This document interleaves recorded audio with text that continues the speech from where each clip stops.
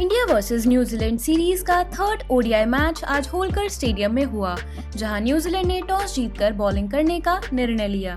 India की तरफ से रोहित शर्मा और शुभमन गिल बैटिंग करने आए। रोहित और गिल की शानदार 200 रन की पार्टनरशिप रही। दोनों ही दमदार प्लेयर्स ने जबरदस्त सेंचुरी बनाई।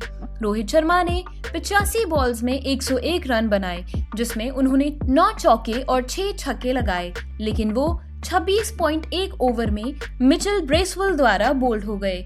उसके बाद 28वें ओवर में शुभमन गिल भी 38 बॉल्स में 112 रन्स बनाकर ब्लेयर टिकनर की बॉल पर डेविन कॉनवे द्वारा कैच आउट हो गए। उन्होंने 13 चौके और 5 छक्के लगाए।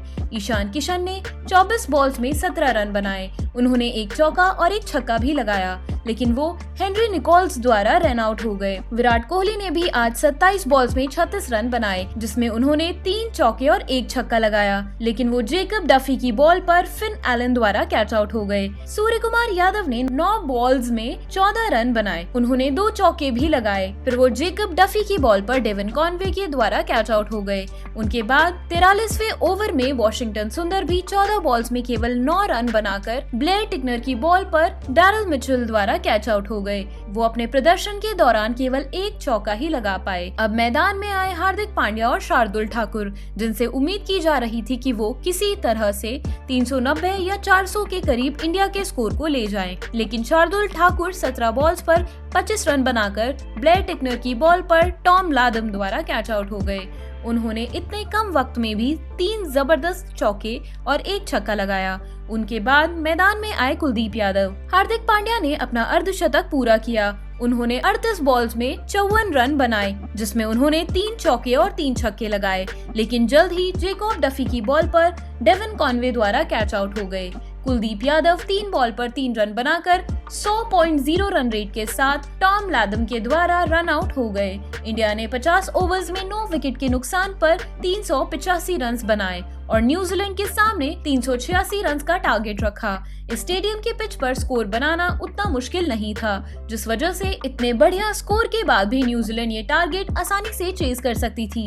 इस मैच की जीत का फायदा इंडिया की रैंकिंग पर पड़ने वाला था।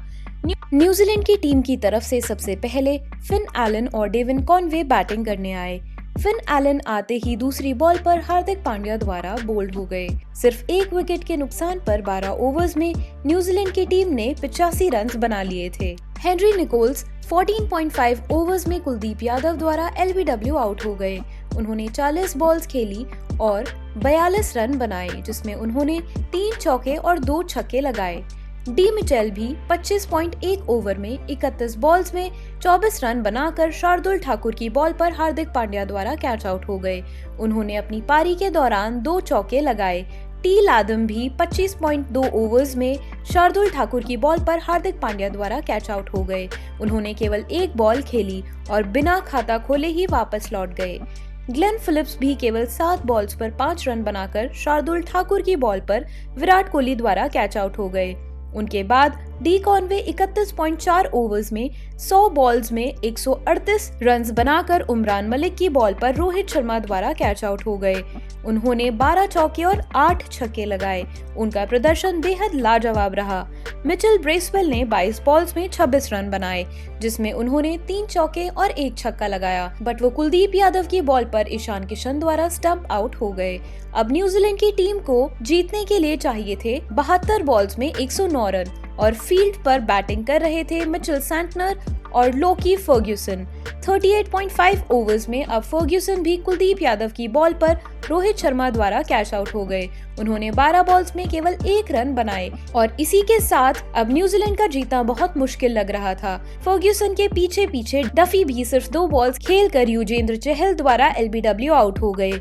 इस वक्त न्यूजीलैंड का स्कोर था 40 ओवर्स में 280 रन 9 विकेट के नुकसान पर और इंडिया ने सैंटनर के आखिरी विकेट के साथ इस सीरीज के थर्ड मैच को भी अपने नाम कर लिया और इंडिया 90 रन से थर्ड ओडीआई जीत गई। इस मैच में इंडियन बॉलर्स का प्रदर्शन काफी अच्छा रहा, जिसमें शार्दुल ठाकुर ने 6 ओवर्स में 45 रन दिए और टोटल 3 विकेट्स लिए और कुलदीप यादव ने भी 9 ओवर्स डाले और 62 रन देकर 3 विकेट लिए।